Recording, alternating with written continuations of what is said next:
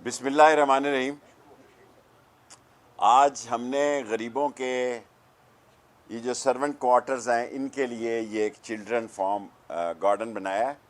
इसके इफ्तिताह के लिए आपको ज़हमत दी है। बातें तो आपने सियासी करनी होती हैं और पूरे 24 घंटे रह गए हैं सियासत के हमागीर और फाइनल राउंड के लिए। और हालात तशवीशनाक हैं मुल्क के, बड़े ही गंभीर सूरत इक़्तिसादियात की, इंटरनेशनल पॉलिटिक्स की। मैं पहले भी कह चुका हूँ, आज भी कहता हूँ, पाकिस्तान के अदारे अजीम अदारे हैं। इन पे लोगों ने बहुत मेहनत की है। कोई हल नहीं है इलेक्शन के अलावा इस मुल्क को आगे ले जाने का। 172 लोगों में जो लोग मुनहरफ हुए हैं वो इस काबिल नहीं रहे कि अपने इलाकों में जा सके। वो कौम की तर्जमानी क्या करेंगे। मैं शायद 4 बजे भी दोबारा 2 बजे मैंने सिक्योरिटी की मीटिंग बनाई है। आपको अपने आर ब्लॉक में आखिरी 4 बजे भी प्रेस कॉन्फ्रेंस के लिए कहूँ। आर्टिकल 94 किताब मैंने कहा था लेके आए, में बड़ा वाज़े है। किधर है? और छोड़े, अब लेने जा रहा है। 94 में कि अगर अदम एतमाद हो जाती है तो वज़ीर आज़म इमरान खान कंटिन्यू करेगा। सदर के इख्तियारात के मुताबिक कितने दिन कंटिन्यू करेगा, इस सिलसिले में आइन खामोश है। 8 दिन करेगा, 10 दिन करेगा, जब तक कि एक नया वज़ीर आज़म हलफ ना उठाए। वैसे तो हर घंटे के बाद सियासत बदलेगी इंशाअल्लाह ताला। हर घंटे के बाद सियासत बदलेगी। इस मुल्क की बदनसीबी है जिन पर दोनों बाप बेटे पर 18 फरवरी को 16 अरब की फर्द जुर्म लगनी थी। वो चोर और डाकू एक सूबे और एक मरकज़ में उम्मीदवार हैं। और जो फैमिली निज़ाम, दोबारा फैमिली निज़ाम जो है, ये इस मुल्क के लिए मैं अदारों को कहता हूं नमक की कान है। ये चोर जो हैं अब कह रहे हैं जी हम इन पे ECL में कल डालना है, आज डालो। हमारे कौन से वहाँ इवन फील्ड में फ्लैट हैं, एक 27 की रात जाते हैं सिर्फ रोज़ा रसूल पे सलामी देने के लिए। आप फंस गए हैं अपोजिशन वाले। इमरान खान बैठे बैठाए मकबूल हो गया है। हालांकि हम में भी बड़ी गलतियाँ हैं, हमने भी बड़ी गलतियाँ की हैं, हम में भी बड़ी कमज़ोरियां हैं, लेकिन मैं जिम्मेदारी से कहता हूं कि इनकी इस बेवकूफ़ लोग इनके चेहरे नहीं देखना चाहते। और क्या मिला आसफ जरदारी को जी? सूबे में लूट मार का महीने का भत्ता उसको आता है, भत्ता उसको पहुंच रहा है। क्या अदारों को नहीं पता कि भत्ता कौन कौन से लोग उसको हर महीने पहुंचाते हैं? 172 में अगर 20, 25 या 30 या 40 नापसंदीदा लोग अपने इलाके में नहीं जा सकते, वो मुल्क की जमहूरियत को क्या बचा सकते हैं? 2 ही रास्ते हैं। नंबर 1 के मुल्क में इंतखाबात करा दिए जाएं। कितने दिन? मैंने आपको कहा हर घंटे बाद इस मुल्क की सियासी सूरत हाल बदलेगी। इस 24 घंटों में, फिर कहता हूं, हर घंटे बाद इन 24 घंटों में सूरत हाल बदल सकती है।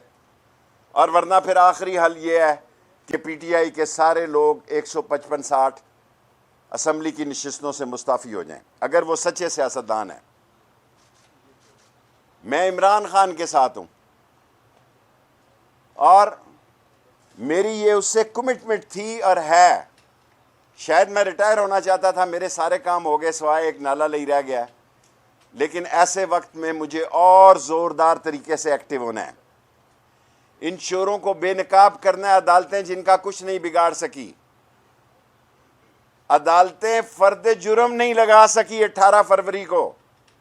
मैं अदालत के खिलाफ नहीं बात करना चाहता, ये हकीकत है कि डेटें लेते रहे। और अगर गैर मुल्की साजिश है, अगर गैर मुल्की कॉन्स्पिरेसी है, तो जिन लोगों ने की है उन पार्टियों को, उन पे गद्दारी के मुकदमे किए जाएं, उनकी जमातों को बैन किया जाए। और अब फवाद चौधरी साहब के पास लॉ मिनिस्ट्री है और वो कानून को भी समझते हैं और मीडिया को भी समझते हैं। सो 4 रास्ते हैं। नंबर 1 कि एस्टेब्लिशमेंट मदाखलत करे और मुल्क में फौरी इंतखाबात करा जाए, रमज़ान के बाद करा लें या हज के बाद करा लें। ये हुकूमतें नहीं चल सकती। इमरान खान मकबूल तरीन सियासतदान है आज के दिन। दूसरा रास्ता ये है, इन लोगों के ख़िलाफ़ इन जमातों को कालादम करार दिया जाए जिन जमातों ने गैर मुल्की साजिशों के पैसे लेकर इस मुल्क में vote of no confidence move किया है। और तीसरा हल यही है कि अगर ये इलेक्शन ना कराएं तो तमाम पीटीआई के लोग नशिस्तों से मुस्तफ़ी हो जाएं। मैं देखता हूँ ये मुल्क कैसे चलाते हैं। और आखिरी, मैंने कभी दरख्वास्त नहीं की ज़िंदगी में, मैं अदारों से बराह रास्त दरख्वास्त करना चाहता हूँ कि इस मुल्क की सलामती का सवाल पैदा हो गया है। लड़ाई गली महल्ले में चली गई है, भाबड़ा खाना तक चली गई है,